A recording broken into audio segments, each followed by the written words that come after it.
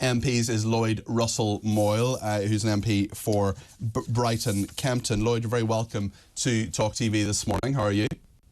Good morning, Peter. I am doing well, better than I suspect the Prime Minister and a lot of our schools are doing at the moment, which seems 147 of them on this list saying that the concrete needs to be replaced or is at risk anyway. It's a shambles, Lloyd, isn't it? It is, and none of those schools would even be around in their current form if the government had agreed to continue the Building Schools for the Future programme that Labour had when we were last in. Our programme, launched in 2004, said that every school would be rebuilt or totally refurbished in 15 to 20 years. That 20-year timeline would have been over by next year. That means every school in this country would have been rebuilt in that timeline, and we wouldn't have had any of these shambles. But I'm afraid that was cancelled by the Conservatives when they came in, and their replacement programme replaced it, only replacing a very small selection of schools. They said because it wasn't value for money. The schools that they have replaced as well have actually had structural problems. But Lloyd, so we have had disaster after disaster with the Conservatives, and now we are in a situation where our schools are crumbling because they failed to build them.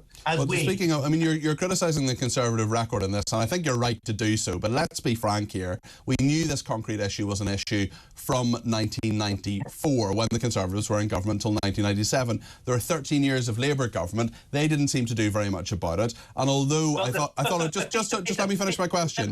Just let me finish my question, Lloyd. There were a couple of issues in Prime Minister's questions yesterday. I think it was unfair of Rishi Sunak to say that Keir Starmer hadn't raised it with him. That may be factually correct, but actually over 100 written questions have gone into it, gone in from Labour benches. But certainly during 13 years of Labour, they didn't seem to do very much about this, did they, Lloyd? No, that's a complete mistruth. So in 2004, after only a few years in government, we launched a programme to rebuild every school in this country, not just because of RAC, but because of asbestos, because of numerous issues on our school estate. By the time we left, we were halfway through that programme and we had rebuilt half of the schools. Half of the schools remained, and they would have been built in our programme that was fully funded and costed and planned by this year. And the Conservatives scrapped that programme. So Labour was in the process of replacing all those schools. There would have been no RAC if Labour's plans had been continued. Labour was dealing with it. The Conservatives stopped dealing with it. And that means we now have 100 schools. If Labour hadn't done what we had done, there would have been 200, 300 schools that were closing over this weekend. The only reason there isn't more is because the Labour government took action when it did. And I think that that is the problem with this government. They can see the cost of everything, but the value of nothing. And so they said, oh, it's too expensive to rebuild our schools. But the value of doing that, of course, is that you don't have to pay the extraordinary repair fees when it all goes wrong. This is bad planning from the government.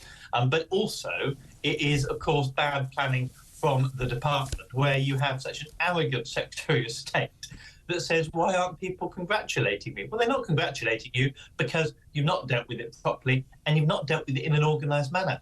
Why didn't you release the list straight away so people were not confused? Why didn't you make sure that the communications were right? You knew the whole summer that this was going to happen. It is an omni-shambles. Speaking of problems for the Education Secretary, Gillian Keegan, Rishi Sunak, according to a few papers, is considering abandoning plans for children to ban children from changing gender at schools. This idea of social transitioning, where children who say they are trans demand to be referred to by a different pronoun and wear the uniform of the opposite sex. What do you make of that issue, Lloyd?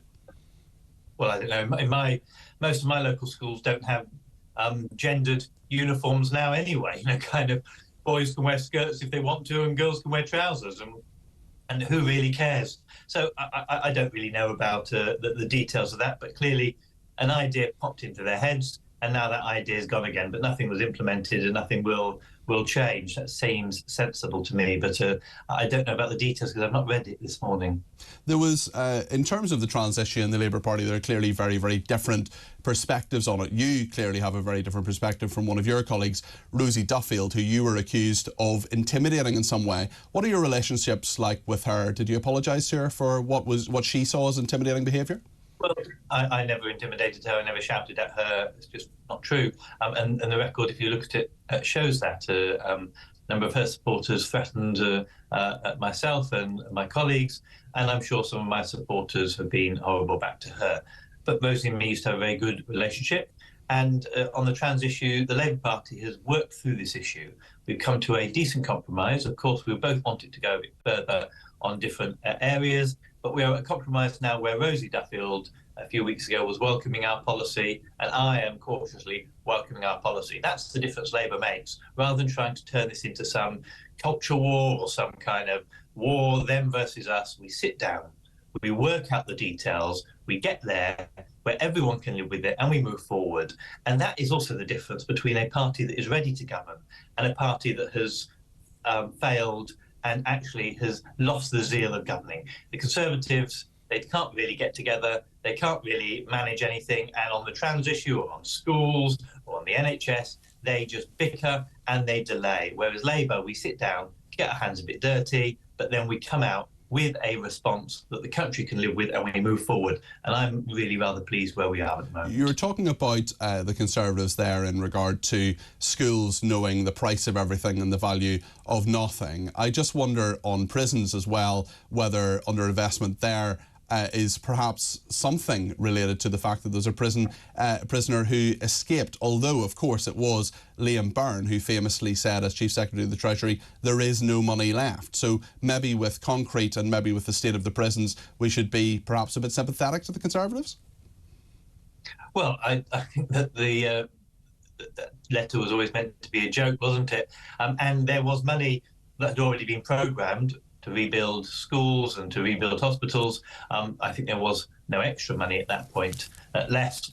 But the Conservatives have made a number of choices, haven't they, to not only divest from things, but they have moved to a stage where they privatised a number of our services, and they have failed. The probation service, for example, was privatised, it failed, it had to be renationalised. The process of community payback, where people can actually do community service, was privatised, it failed, and had to be brought back in.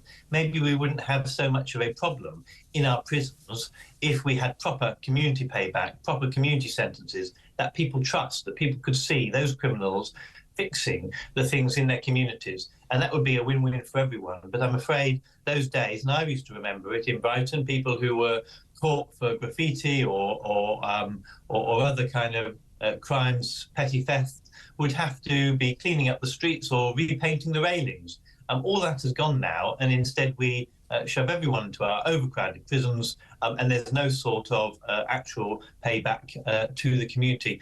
And if we look at justice, this prisoner who escaped Lloyd, was a terror suspect. He's not going to be doing community payback if he's convicted. No, not that chap. No, not of course.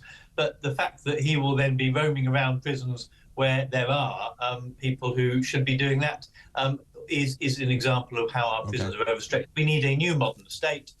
We've got a prison down the road from me where Maria Caulfield, the Conservative MP, and I go in regularly, speak to the prisoners to see what their life is like, that is falling down and really has very little process of rehabilitation.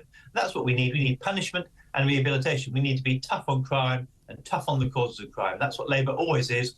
And that's what the Conservatives are always weak on. Can I just read one text to you from Brian, who says, boys wear skirts and no one cares. Well, Lloyd Russell-Moyle, they should care. The main reason Labour would never get my vote is because their whole ideology is a danger to children. I don't want them running this country. What would you say to that, Lloyd?